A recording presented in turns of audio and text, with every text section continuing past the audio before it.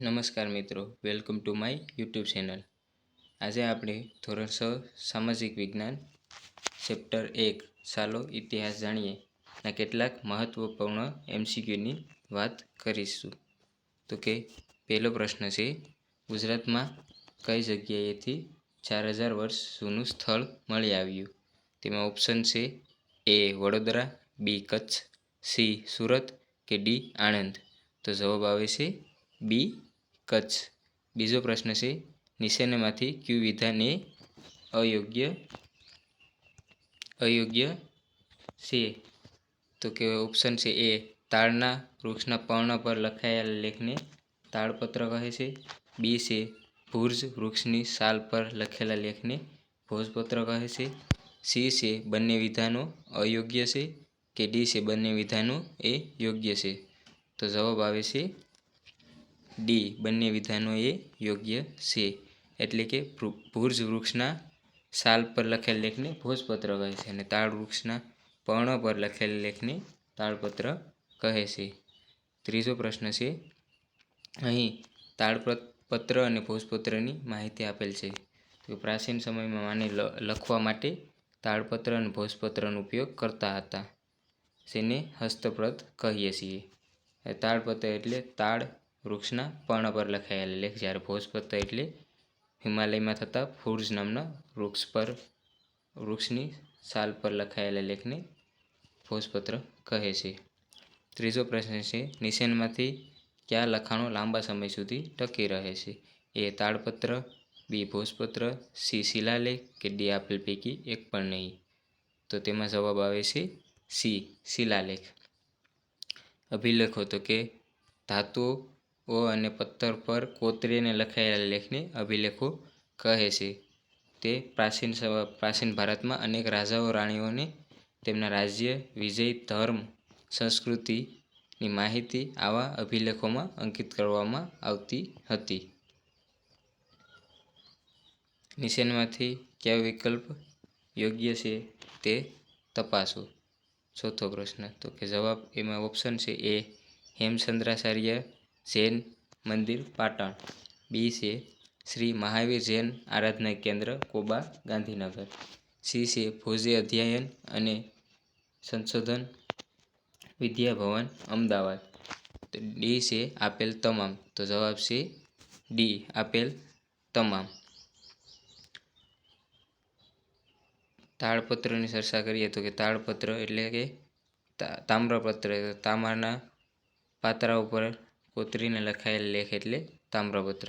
રાજાઓ તેમના વહીવટ અંગેની માહિતી અહીં કોતરતા હતા. ગુજરાતમાં આવા અનેક તાડપત્રોની સંખ્યા મળી આવે છે, જેમાં રાજા તેના નામ, તેના ધર્મ, વહીવટતંત્ર, દાન ધર્મ વિગતો લખતા હતા. આવા તામ્રપત્રો શ્રી હેમચંદ્રાચાર્ય જૈન મંદિર પાટણ ઉત્તર Gujarat, LD institute of Indology Navrangpura Ahmedabad, ભોજે અધ્યયન અને સંશોધન વિદ્યાભવન અમદાવાદ, શ્રી મહાવીર જૈન આરાધના કેન્દ્ર કોબા ગાંધીનગરમાં સચવાયેલા છે. પાંચમો પ્રશ્ન છે, ધાતુઓના ટુકડાઓને છાપ ઉપસાવવા બીબામાં મૂકી દબાણ આપી બનાવવામાં આવતા સિક્કાને શું કહે છે? એ સોનાના સિક્કા, બી પંચમાર્કના સિક્કા, સી આધુનિક સિક્કા કે ડી આપેલ પૈકી એક પણ નહીં. તો જવાબ આવે છે બી પંચમાર્કના સિક્કા, જે ભારતના સૌથી પ્રાચીન સિક્કા છે. પંચમાર્કના સિક્કા, તો કે ધાતુના ટુકડાઓને છાપ ઉપસાવવા બીબામાં મૂકી દબાણ આપી બનાવવામાં આવતા સિક્કા એટલે કે પંચમાર્કના સિક્કા. છઠ્ઠો પ્રશ્ન છે, નીચેનામાંથી કયો વિકલ્પ એ સત્ય છે? એ ઈરાનીઓ સિંધુ નદીને હિન્ડોસ કહેતા હતા, બી ગ્રીક લોકો સિંધુ નદીને ઇન્ડસ કહેતા હતા, સી બંને વિધાનો અસત્ય છે કે ડી એ અને બી બંને સત્ય છે. તો કે જવાબ આવે છે ડી એ અને બી બંને સત્ય છે. તો કે ભૂમિનું નામ એટલે કે આપણા દેશનું નામ કઈ રીતે આપણો દેશ ઓળખાય છે? તો કે ઇન્ડિયા અને ભારત બે નામેથી ઓળખાય છે.